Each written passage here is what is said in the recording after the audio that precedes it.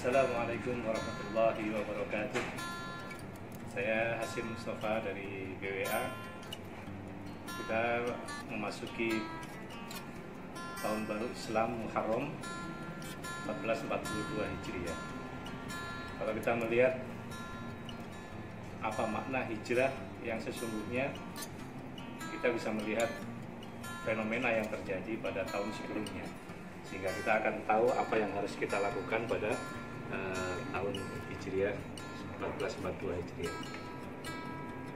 Tahun kemarin kita merasakan satu kondisi yang serba tidak menentu, sangat membingungkan, mungkin sebagian orang menakutkan, sehingga kita melihat bagaimana pelaksanaan ibadah yang sudah tidak bisa dijalankan secara normal, dari pelaksanaan sholat yang harus softnya direnggang-renggangkan, sampai akhirnya ibadah haji dibatalkan. Hanya ada beberapa orang yang bisa berangkat dari Indonesia, yang seharusnya 200.000 lebih orang berangkat haji. Sahabat wakaf yang dirahmati Allah Subhanahu wa Ta'ala, pandemi yang telah membawa pengaruh bukan hanya di Indonesia, tapi hampir di seluruh dunia, sehingga pelaksanaan ibadah haji hanya dihadiri oleh sebagian kecil atau sedikit dari jamaah yang seharusnya datang dari seluruh penjuru dunia. Kita mengharapkan ada perubahan besar dalam semangat Muharram, semangat tahun baru 1442 Hijriah ini. Kita berangkat dari definisi hijrah, makna hijrah yang sesungguhnya, yang ini akan menjadi tonggak kita melakukan sebuah perubahan besar dalam kehidupan kita.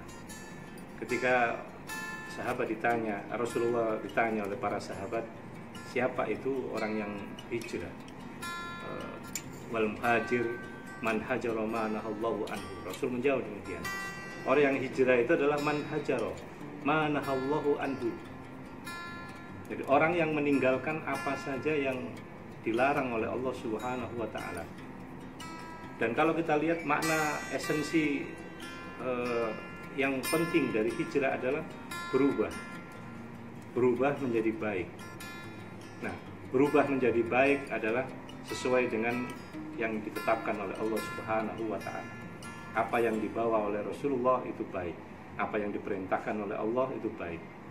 Nah, oleh karena itu kembali ke makna hijrah tadi, meninggalkan yang dilarang oleh Allah Subhanahu wa Ta'ala itu adalah kebaikan. Karena sesuatu yang dilarang oleh Allah itu keburukan. Maka meninggalkan yang diharamkan, meninggalkan yang dilarang, ya itu akan membawa kebaikan. Kalau kita lihat masih banyak sekarang larangan-larangan Allah yang tidak dipedulikan oleh kaum muslimin.